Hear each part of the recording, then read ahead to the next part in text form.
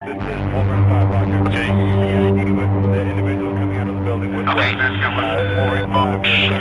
We're taking fire from Berkeley. Building 1-1.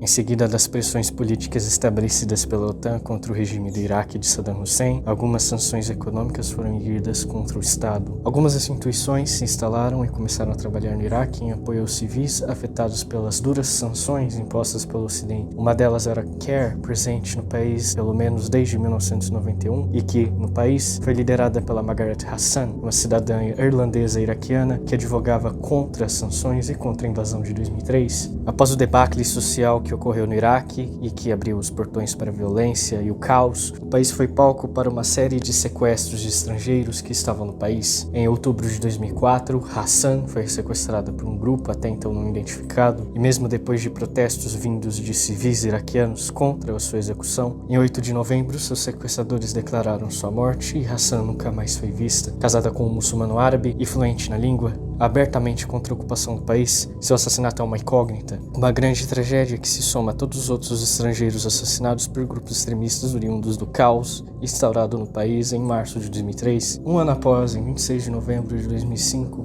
uma comissão estrangeira da Christian Peacemaker Team foi cercada e sequestrada em seu carro. Entre eles, Tom Fox, um americano, Norman Camber, inglês, e os canadenses James Loney e Harmeet Singh Sudhan. A organização CPT era abertamente contra a invasão e ocupação do país e, mesmo em relação aos seus integrantes sequestrados, pedia a solução pacífica da situação. Não muito distante, a notícia do novo sequestro chegou aos ouvidos das forças militares inglesas, que acionou o Task Force Black, composta pelo 22º Regimento SAS e outras unidades de forças especiais, e os direcionou imediatamente para começar uma operação de resgate dos reféns, dando início à Operação Lightwater. Durante toda a jornada em cárcere, os sequestradores exigiram que os Estados Unidos da América soltassem os prisioneiros iraquianos mantidos em solo americano, mantendo a ameaça contra as vidas dos reféns. Porém, cada prazo era estendido cada vez que os pedidos dos sequestradores eram ignorados. Em meio às buscas dos militares, o CPT se manteve unânime em busca de uma resolução por meio de negociações. Quase 4 meses depois do sequestro, o corpo do americano Tom Fox foi encontrado em Bagdá, o que trouxe uma nova noção de emergência para a operação. Os relatórios apontam que o corpo de Fox apresentava sinais de tortura, fato contestado pelo CPT, que afirmou que se tratava de uma propaganda que visava vilanizar o povo iraquiano. Enquanto as circunstâncias de sua morte são disputadas, a única certeza é que uma vida foi perdida. Com caráter de urgência, os soldados do 22º Regimento SAS aproveitaram que estavam em conjunto com outras unidades de forças especiais para o resgate dos reféns. Dentro do Joint Special Operations Command, o Task Force 145, composto pelo já mencionado Task Force Black, Task Force Red, Blue e Green, composto pelo 75º Ranger Regiment, Combat Applications Group Delta e SEAL Team 6, além do Task Force Orange, formado por células de inteligência americanas e inglesas. Task Force 145 foi acompanhado pelas Forças Especiais do Canadá, o JTF-2, e começaram a busca por Norman Camber, James Loney e Harmeet Sudhan. Em 2 semanas, a partir do dia que encontraram Tom Fox numa verdadeira corrida contra o tempo, a TF-145, com o SAS em sua frente, conduziu operações de busca em cerca de 50 endereços diferentes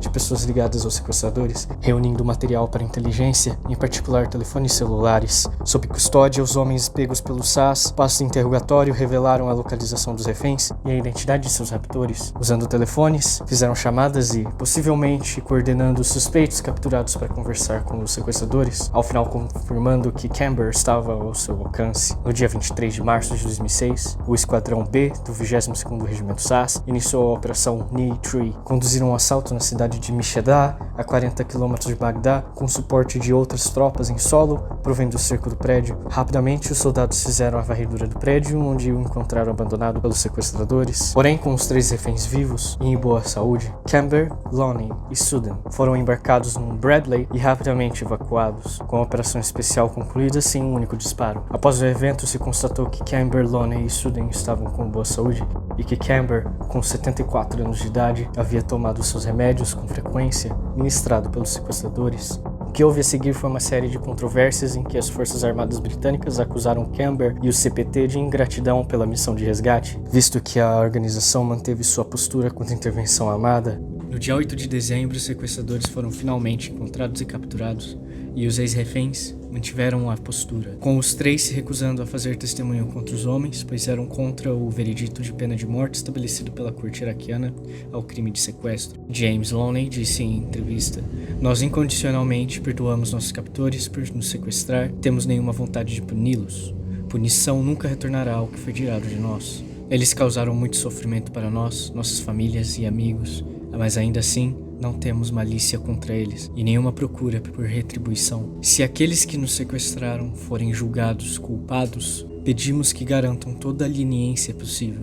Na nossa visão, o nível catastrófico de violência e a falta de proteção efetiva de direitos humanos no Iraque é diretamente ligada à invasão e ocupação liderada pelos Estados Unidos. Como de muitos, as ações de nossos sequestradores é fruto do ciclo de violência que eles vivenciam." De qualquer forma, tanto Camber e o CPT publicamente agradeceram os esforços do SAS e da Força Tarefa Multinacional. Mesmo assim, é admirável tanto o trabalho daqueles que buscam um desfecho pacífico, quanto daqueles que arriscam suas vidas para trazer as pessoas de volta para casa. Graças aos soldados do SAS e das agências de inteligência, 3 famílias tiveram seus entes queridos retornados em segurança e finalmente um ponto final ao seu sofrimento.